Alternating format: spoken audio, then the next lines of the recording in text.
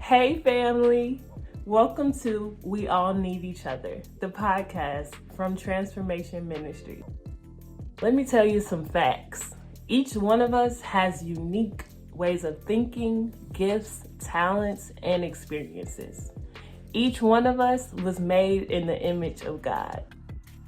Although those things are very real and very true, it is also true that we reflect the image of God very differently. When we come together with our differences and our uniqueness, we can help each other. We can help each other understand different perspectives and broaden our own perspectives. We can help each other grow and learn and understand the beauty of God and also the complexity of this world. That's why we wanted to bring you this podcast. In this podcast, we're going to get real. We're going to bring in guests that talk about things like faith, race, politics, relationships, ministry, and justice. With all that being said, I just want to say thank you for being here. And thank you for joining us on We All Need Each Other.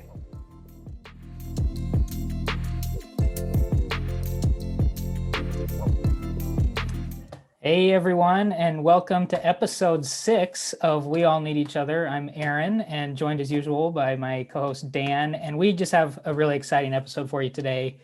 They're all exciting, but this one is going to be just a little bit different in the format and kind of how we're going through the conversation today. So just really excited to see how this goes. I'm going to get to kind of an intro of the topic here in a second, but really quickly wanted to have our two guests today introduce themselves. You're familiar with them if you're part of the Transformation Ministries family. So want to have them introduce themselves really quickly. We'll start off with Karen Grant. Hi, I am Karen Grant, and I've been involved in ISI for about 5 years. And I am currently, one of the roles I have currently is being a part of the Greater Impact ministry under the Transformation umbrella and working in screen printing with some ISI students. Okay. Hey, family. I'm Jasmine. I work at Transformation Ministries as the Director of Youth Empowerment, and I have been involved for about 3 years now. So, yeah. Yeah, we're really excited to have kind of a family podcast today. It's great to have both of you here, and really excited to dive into the conversation. So before I do that, I just wanted to set up the topic and kind of the format for how we're going to do this today, because like I said, it's a little bit different than the podcast we've done before this. So we're talking about practices today, and that different people that come from different faith backgrounds may have heard about this topic in different forms, may have heard different phrases used. So we don't really want to get too bogged down in like the phraseology or kind of how we talk about these practices, these ideas, disciplines, spiritual formation, all these kind of religious words that we use to describe this. We really want to get into like, what are some practices that each one of us have experienced, maybe tried out, maybe, had some difficulty with, because I think that's how we're going to learn, from all of our backgrounds and what we've experienced. So we're going to be talking about practices today, and kind of the way that we felt was a good intro into that discussion was to do what's called a circle, which again, if you've been around ISI, you're probably familiar with this experience, but with circle, we're going to all answer, each one of us is going to answer each question. And again, the thought process there is we just want to hear from everybody. We want to hear from, those of us who maybe have had a little bit different background. And I think that's, the way that we're going to learn the best and really embody this notion that, again, like we say on every episode, we all need each other. Okay, so first question for everybody. When is the first time you heard the phrase spiritual formation, or again, you can insert whatever phrase it is that you've kind of dealt with in your faith background, but when is the first time you heard the phrase spiritual formation, and what does that specifically mean to you? Yeah, so I think the first time I heard the actual phrase spiritual formation was probably just a few years ago, talking with one of my friends who is Catholic, Raquel. Most of us know Raquel. She's been on the podcast. She used to work at Transformation. And she would say that phrase a lot, spiritual formation. It was actually part of her, I think part of her program that she was in at Notre Dame was formation. And so it was a newer phrase to me, but I kind of understood what she meant pretty quickly.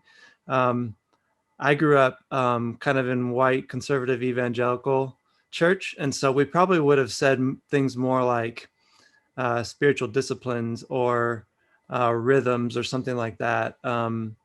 Basically, like, what are the things that you do to grow closer to God, to grow in your discipleship? And so, but also Raquel, the amount of emphasis she put on the act of formation and being intentional in her formation was new to me, because I think in my background we kind of had I don't know if I wouldn't maybe say a fear, but like a resistance to the idea of like doing things and just going through the motions, which I'm not saying that that's what spiritual formation practices are, but I feel like they can turn into that if you're not careful. And we'll probably talk about that more.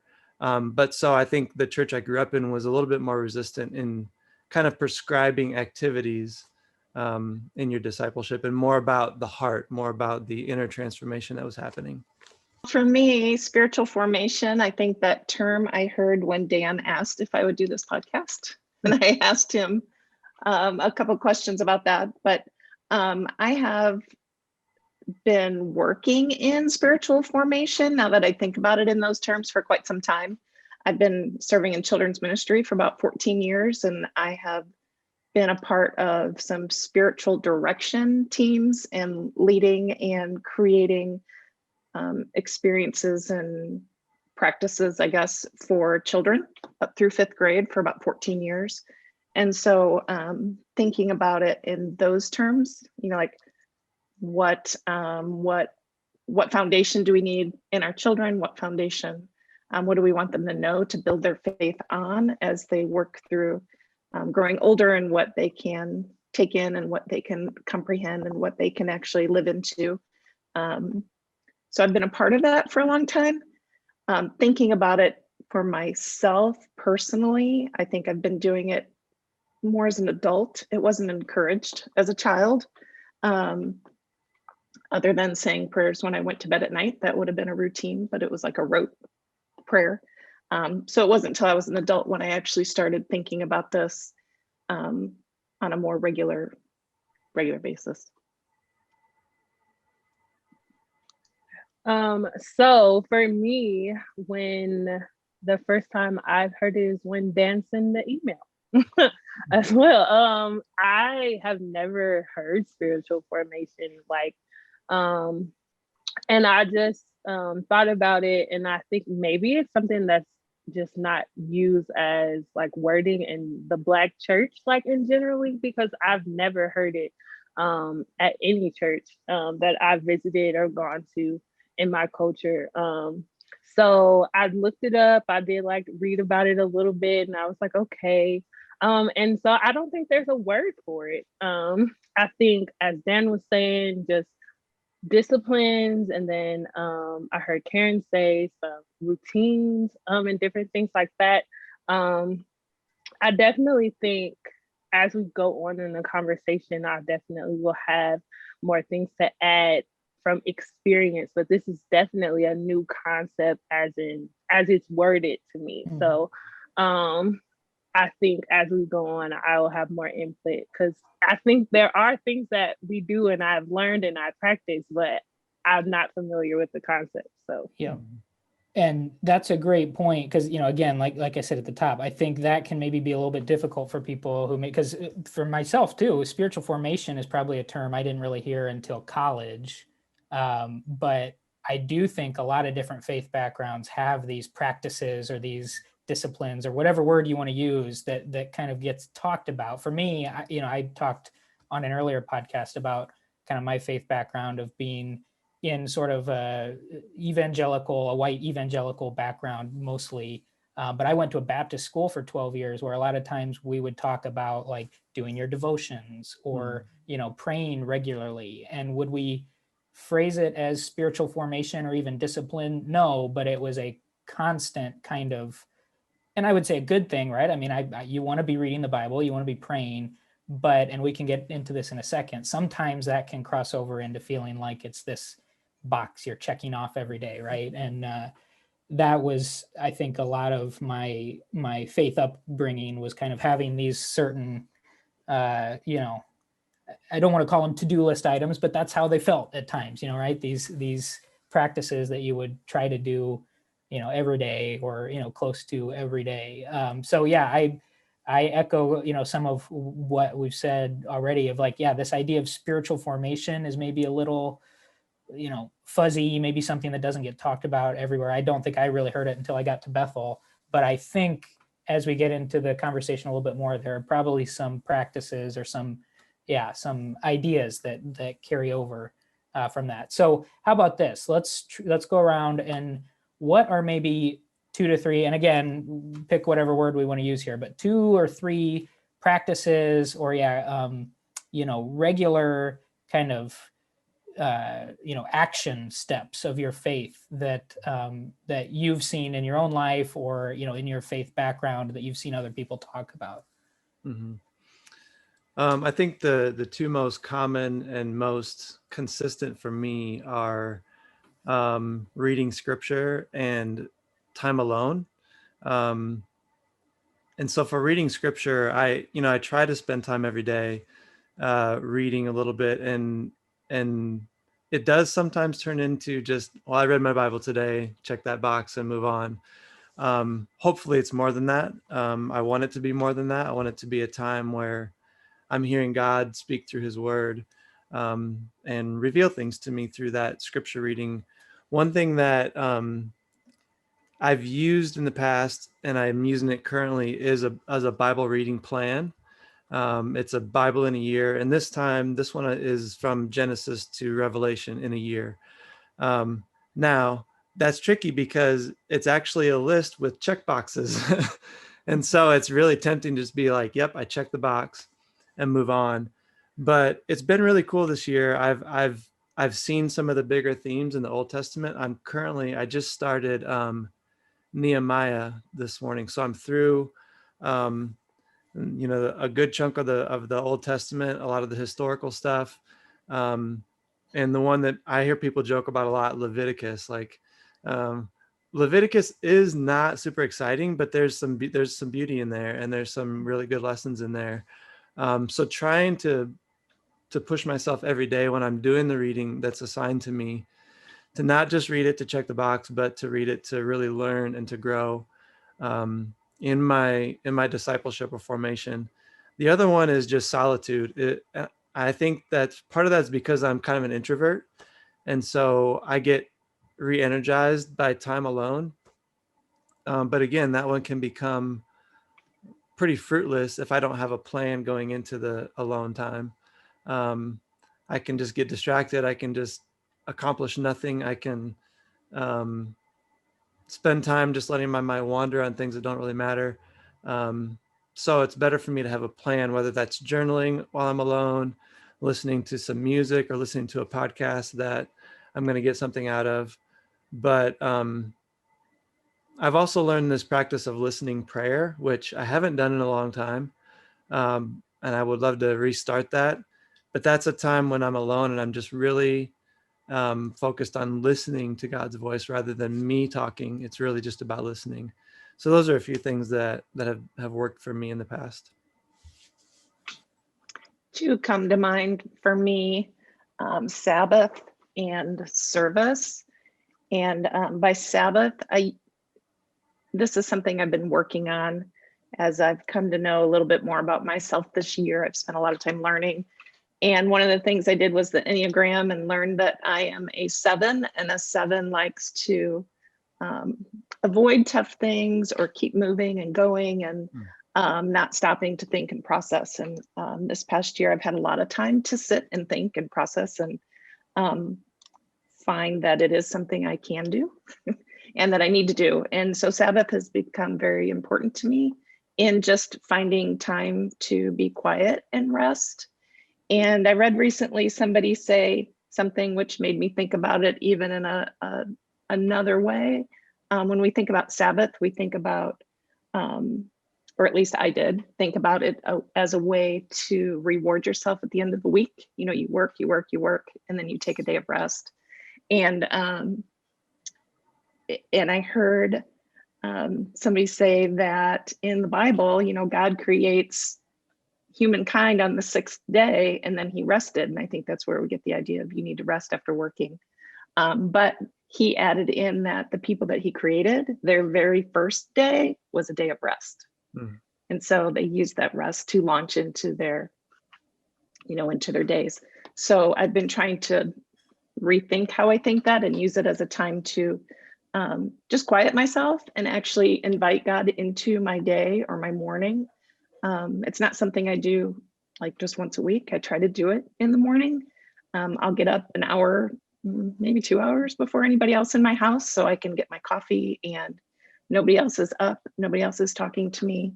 I can be quiet and I'll be doing something, but I can be inviting God into my day and talking to him, or talking about what's going to happen today, and trying to figure out how I can handle this in a you know, a good way.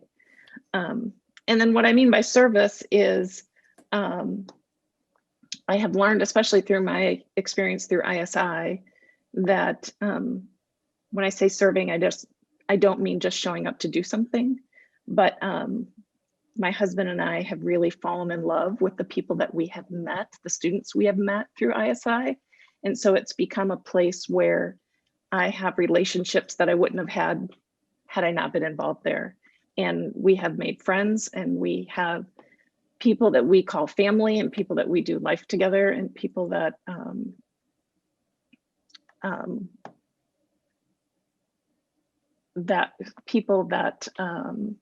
I'm still learning from. And I find that I'm not just there to do for them, but I'm there to do life with them. And we're trying really hard to learn and listen and be good friends and people to them. And in that, I find that the more I learn about other people, we're all created in God's image, right? So the more I learn about more people, the closer I feel to God, because I feel like I'm getting to know him even on a different level. So those two things are really important to me.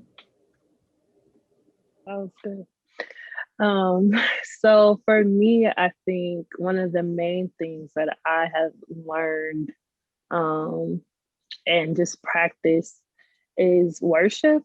I think it's very big just in churches that I've been through, family, just the expressive worship, and how I think we've been taught that just like worship is a lifestyle, just how you live, and giving God the glory and praise for just all the things he's done and he's doing, and for who he is. I think that has been a huge thing, especially I think just in the Black religious community with worship, because it's a way to release and let go. I think personally, and just in my community, we just carry so much and go through so much, and it's easy to just hold on to things and not have places to put them, you know, like people to talk to, or like have the time to just sit down and whatever. And church has really been, I think, generationally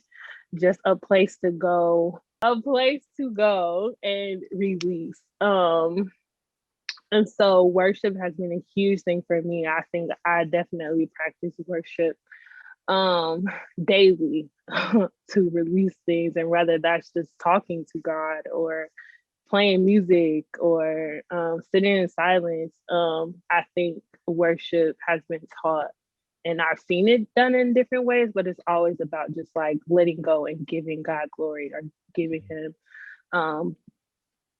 worship. So I think that is one. And another has been just daily time with God.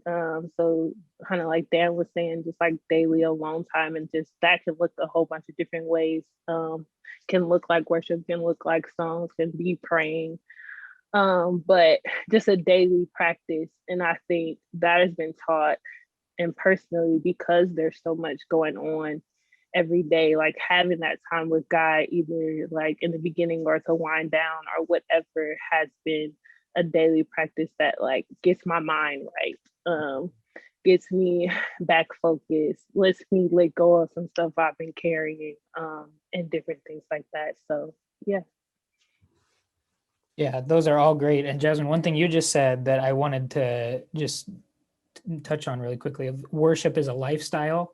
I love that idea because and I think again, this is why it's good to hear from all of us and our different backgrounds and sort of how we've experienced these practices. I think back to my church experience, a lot of time worship had like its place in the morning service, right? Like it was the 10 minutes here, we're singing, then we're going to the sermon, and then it sort of like is this segmented box, and it doesn't really spill out of that. Whereas really I love that idea of worship is a lifestyle. It's something that happens all the time. So that's really good.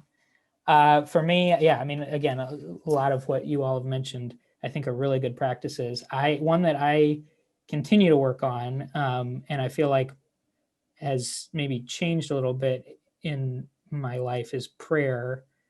And I guess I'm trying to get to a place where there's a verse in the Bible that says pray without ceasing, and I've always heard that, and it's like how can you be praying without ceasing? But one of the things that I'm trying to cultivate is this notion of like just talking to God throughout the day, and when I get anxious about something, like I can just bring that to God and verbalize it and share it and not hold it in, and that to me is prayer. Whereas again, I think a lot of my upbringing in faith, and not this was bad necessarily, but you just you go through, like, you have prayer time and there's prayer requests, and you think of prayer in this kind of, I don't know, segmented, regimented fashion that it's somebody's up in front of you praying, asking for prayer requests, and that's sort of how you pray.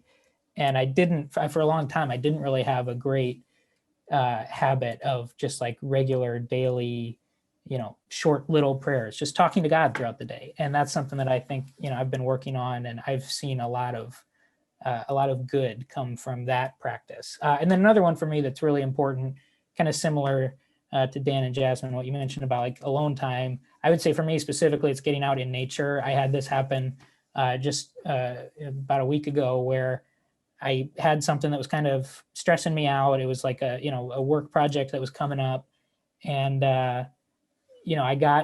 I went to a park near here and just went for a walk, did some birding, just kind of got outside, and getting myself away from all the distractions, away from my phone, away from just, everything that happens in daily life. It's just, that's vital for me to be able to really kind of focus in on God's voice and try to listen and hear, what he's saying. I feel like, our modern life, there's just so much to distract us and kind of pull us away from that time. So that's been very important for me. And I would say those are two that I've seen a lot of fruit from. Hey everybody, I hope you're enjoying this episode so far. I hope you're hearing some new things that you'd like to put into practice in your own life that'll help you grow spiritually. We want to provide a resource, a list of spiritual practices that people can try out, can explore for themselves, and we need your help with that. In the show notes, you'll see there's a link to a Google form, and that form will only take you about 30 seconds to a minute to fill out. But the more people who respond and provide their insights, the more options we'll be able to provide in that resource. So if you would, take a minute, click on that link, and fill out your answers. Thank you so much. Enjoy the rest of the show. Okay, so we are rolling. This is great, and this is one of the reasons we were so excited to have this discussion. I knew we were going to get some good stuff. So let's move on to, are there any practices, again, or disciplines, however you want to phrase that you were discouraged from trying, that maybe you started out and then someone close to you or discouraged you from it, or just that you had kind of heard some caution from other people about? I can't think of any specific practices. Well, maybe I can. It's more of like a theme. So anything that seemed, I don't know how to say this, I'll just say it. Anything that seemed Catholic, because nobody ever explicitly said that, like that Catholics weren't Christians, but the way people talked about Catholics in my circles growing up made me think it was a different religion altogether. And so the way they prayed, the way they did confession, the way they did communion, baptism, all those things, I got the impression that those were wrong, the way they did the things, because all they were doing was going through the motions.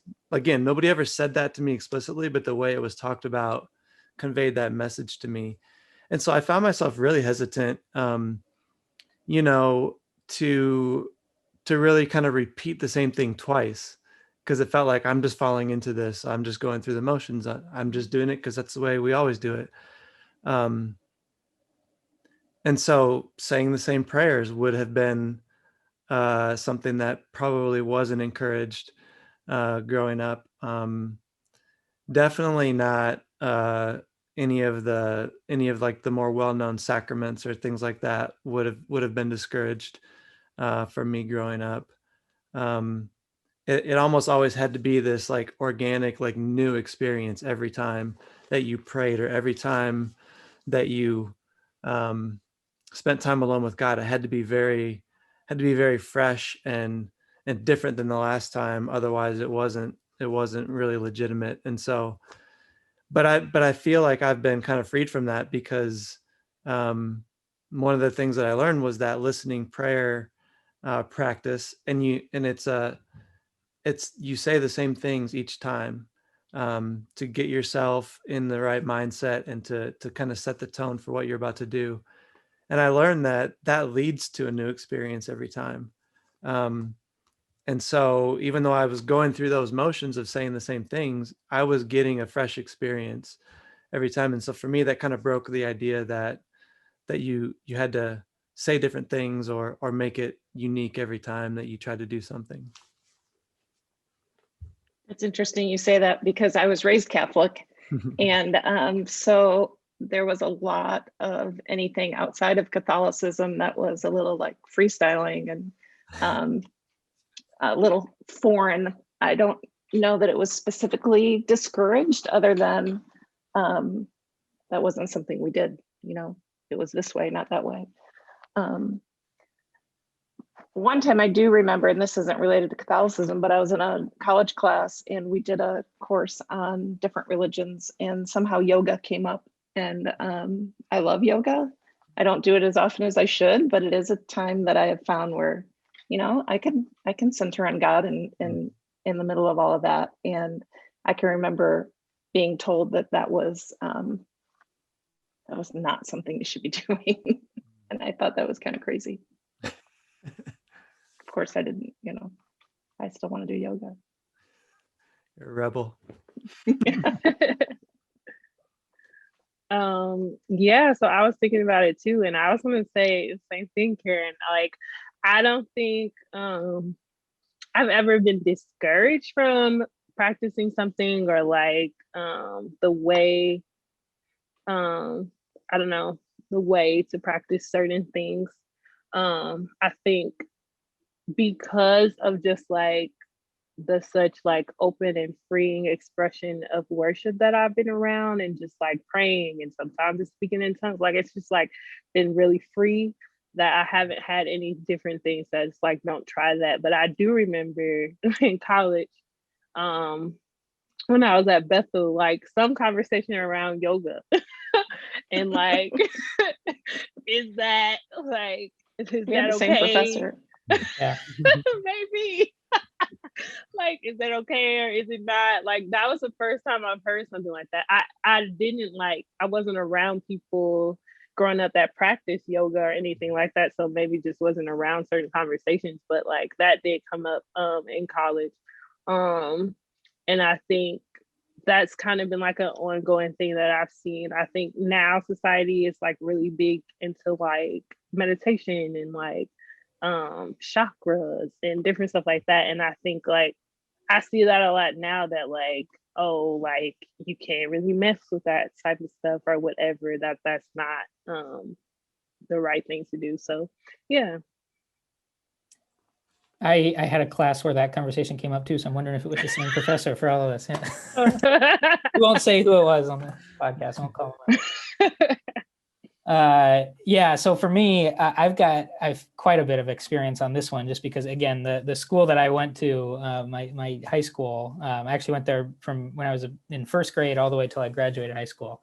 Um, love the people there, and I'm very thankful that I had that experience. I learned a lot there, and I was formed there in a lot of different ways. But there was also a lot of baggage there too, and part of that was this notion that there was just such this small idea of like what the right way to come to God was, if that makes sense. So like a common teaching there was the King James Bible was the only Bible that you could really use, that other uh, biblical texts were not developed, as stringently as that text was, which we don't need to get into that whole topic here, but I would not agree with that at all now. But that was so, definitely would have been kind of strongly persuaded to only use that biblical text. Music was a huge one where, like what we call Christian contemporary music, the music that we would sing at chapel at Bethel, right, would have been considered flat out wrong at the school I went to. I mean, just like not not a holy way of worshiping, which again is something that I don't agree with anymore. But there were reasons that was brought up. But yeah, I experienced a lot of this kind of discouragement of different ways of practicing your faith, I guess, ways that weren't accepted in that vein of Christianity. And yeah, I went through quite the experience at Bethel. In the years since, it's been about 10 years since I came to Bethel, which is pretty crazy to think about. But in those 10 years, yeah, just realizing that it's not harmful to listen to other people who have experienced their faith in different ways than I have, or who have different practices. I mean, it's really opens you up to new ways of experiencing God. And again, a core tenet teaching of Christianity, right, is that we all bear the image of God. And I think sometimes that can get lost in all the, intra-church squabbles that we have. So yeah, I guess if I were to try to nail it down to one, practice that I was discouraged from trying, music would probably be the biggest one that I can think of worshiping in the right way. And I have found that there's just so many beautiful ways to worship. I mean, again, Jasmine, going back to what you said earlier of like making worship a lifestyle. Okay, so with that, I want to drill down into, Dan, what you were talking about a little bit of this, for lack of a better term, this kind of Catholic way of practicing our faith, which a lot of times liturgies play a big part in that, right? Communal experiences. And I agree with you, Dan, where I come from, practices is very much this kind of personal thing that you talk about, right? It's not about these larger expressions of faith. So as we were prepping for this podcast, I was thinking about it, and I was struck by the fact, you think about it, when Jesus taught the disciples to pray, it was in this communal experience, right? What we now call the Lord's Prayer, but he was reciting this prayer for them, teaching them how to pray. And it was definitely a liturgical communal type of experience. So I would love to hear more about what experiences all of us have had with kind of this, again, whatever phrase you want to put on it, but practices that are not just you personally practicing something, but a larger community of faith sharing a practice all at once, and what that experience has been like for you. Mm-hmm. Yeah, I think, I didn't really know what the word liturgy meant up until a couple of years ago. And nobody in the kind of the background that I grew up in would say that there was a liturgy involved in the church services that we had or anything like that. But if you look back, like there really is, because there's kind of this rhythm to the way services, worship services flow. And, like you said, now's the time for worship. Now's the time for offering. Now's the time for the sermon, things like that. So in a sense, there's a liturgy happening there, even though it, there was an effort to not get boxed into like, it has to be the same way every time. But one thing that I've experienced recently, I go to a new church now, and we do something called the prayers of the people during our church services. And I don't know if anybody's familiar with that, but what it is so there's someone would come up and kind of lead this time and give a short, maybe read a scripture or whatever, and then would do an opening prayer, and then open the floor for anybody else who wants to pray out loud, whether it's like I have a prayer request or I feel led to pray for somebody or whatever it is. And then when the time kind of wraps up, we say the Lord's Prayer together. And that's probably the most liturgical thing that I've ever been a part of in church, because of the way I grew up. And I love it. I just think it's when we all say that Lord's Prayer together, it kind of brings us back to, it just kind of brings us back together and kind of solidify. It's almost like we're saying we are in agreement on this prayer. Like we're heading in the same direction together in all these prayers that have been spoken, and then moving forward in our time of worship, we're of one mind in a sense. And so that's a new experience for me that I really enjoy. And I don't know if there'll be more that come about the longer I'm in this church, if some of those things get developed more, but I kind of hope so, because I like the way it brings us all together and kind of share the same experience. The church we're going to now values ancient traditions. And so things like the Lord's Prayer, not that we say it every week, but when I think of like the Lord's Prayer or even coming to the communion table, I often get kind of caught up in thinking that people have been doing this for thousands of years. You know, or people have been doing this or saying these words for a really long time. And sometimes, I don't know, I like that feeling of being a part of something that has a history. And I also like in this space we're in, this church, we sit in the round, and that's intentional so that you actually see the people across from you. It's not like the speaker up front and everybody's just looking at that speaker, but we can see each other. And so if they open up for people to share, or even during worship when people are singing or anything's going on, you're not doing it alone. You're doing all of that together, and that sense of community is pretty cool. That's important to me. I like that. Yeah, so I think I definitely have more about just the community piece of just like experiencing these things, because liturgy, I don't know the word, but have seen it. But I think, so I guess I'll just share just like based off of an experience that I had. Growing up, I grew up in my family's church. My grandfather was a pastor, and then he passed away. And when he passed away, like we left the church for like a whole bunch of reasons. And in that time when I wasn't going to church, like I felt like something was missing. I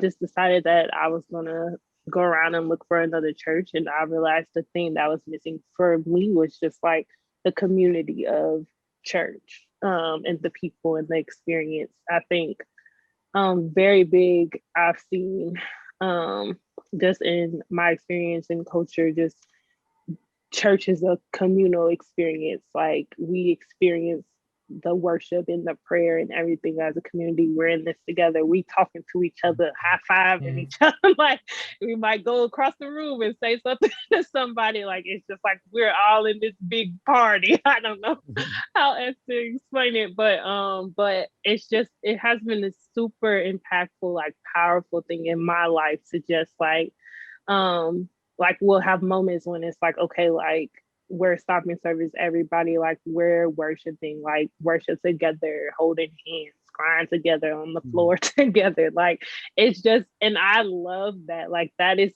so big to me. And just like definitely in this time of COVID, like I've been watching church and doing different things, but I've missed the community of church, like being with people, worshiping together, crying together, praying together, laughing together in that experience, because it's just so powerful to me. Just like when I feel this just like community in this experience of worshiping God and receiving a word and different things like that. So I think, yeah, like I was saying, the biggest, like it's been a big impact on my life, just the community that I felt in church and how just experiencing different things, like worship and praying and receiving things together has like made a difference in my life. Yeah. Yeah, that's great. I want to come back to that kind of how COVID has impacted all this in a second. But first, I guess I should give my answer. Karen, I love what you said. And my wife, Sarah, and I, we go to the same church as Karen. So I too have really enjoyed kind of the realizing, all the history that, we're sometimes saying prayers that, have been said by people throughout the centuries. Or on the flip side, sometimes they're prayers that coincide with a specific, time of the calendar year, in the church calendar year. And so it's prayers that are being said at that time around the world in different churches. And that's really cool to think about too. One thing that at our church we do that has been really helpful for me is we have what we call mantras. And they're just these sayings, that communicate spiritual truths that we've kind of formed our church around.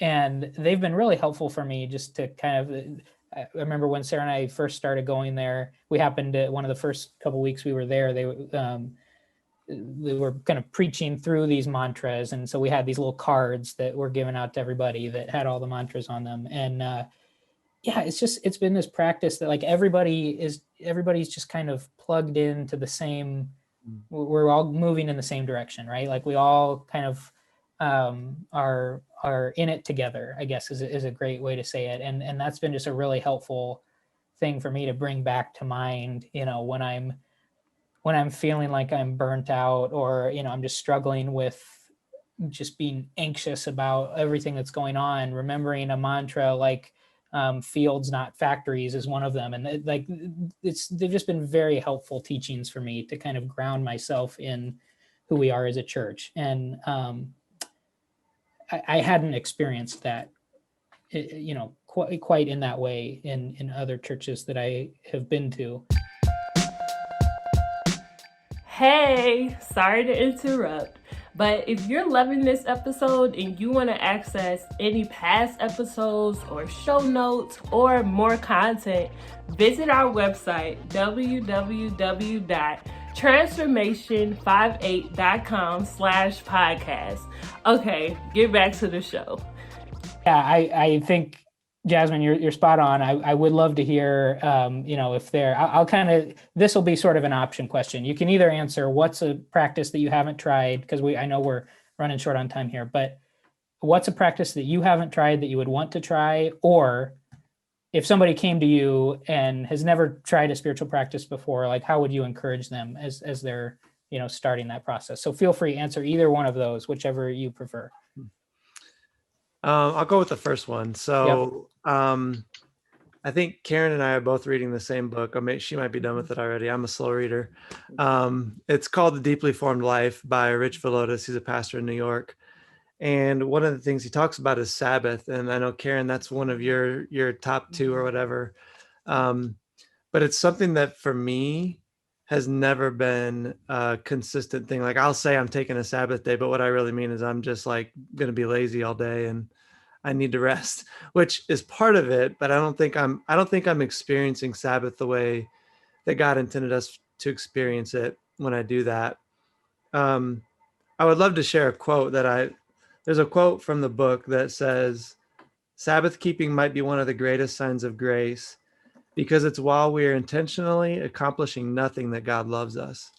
And I think that's super important in our culture, because we're so built around what did you do? What did you accomplish? What did you make?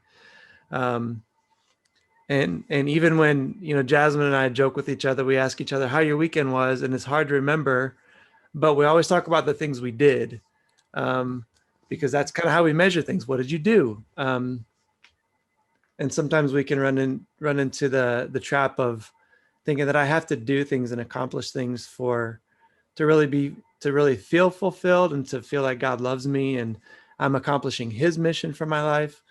But I want to learn what it is to just accomplish nothing and rest in him, and know that he loves me just as much on those days as the days when I get this whole task list cleared off. And it's just something I've got to learn more about and start to try and practice.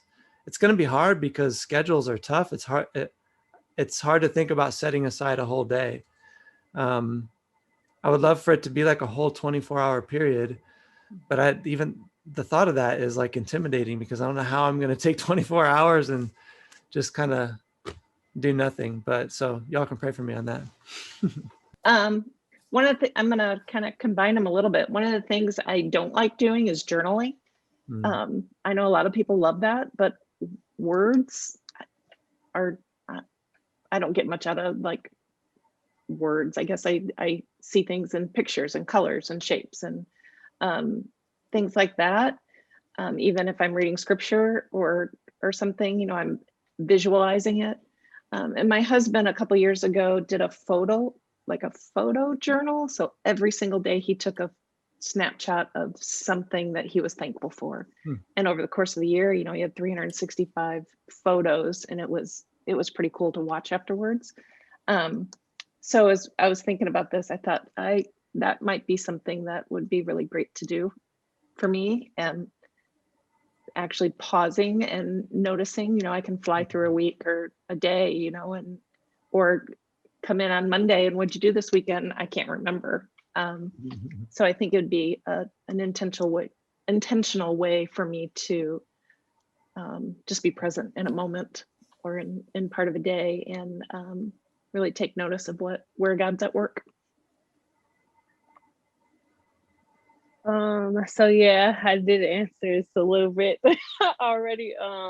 But just I think combining what I said earlier is how I would encourage like somebody else, and just like being open to trying things from like people, cultures, denominations that are different from yours.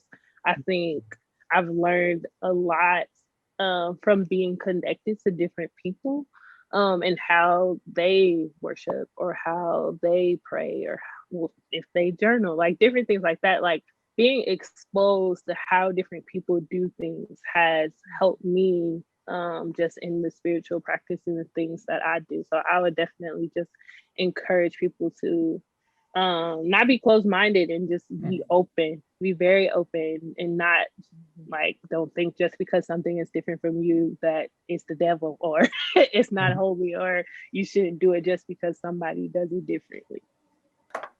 Okay, I'll answer the second one, and I would just say, something that's been helpful for me that I hope would be helpful for somebody else is just start. Just pick a practice and start it, and go into it with the care for yourself that is it going to be perfect from day one? You might miss a day, or you might not pick it up right away, but just start and just stick with it. Live in community with others. I think it's always helpful when you've got a group of people that you can depend on to help you as you go through it. But just start. It's the entry into these practices. Like it's not, a lot of them aren't difficult, right? It's not like there are all these barriers to come to God, right? He is very open with us, and that's been something that's been so helpful for me in my spiritual formation. So I think just starting is a huge win, and hopefully this conversation today can be an encouragement and kind of a helpful kickoff for that for anybody listening. So I know I have been so encouraged by this conversation. So Karen, Jasmine, thank you so much for being here. Dan, thank you for all the work that you do to make this podcast a reality. I just love conversations like this, and so thank you all. This has been great. Thank you guys. Thank you. Yes, thank you.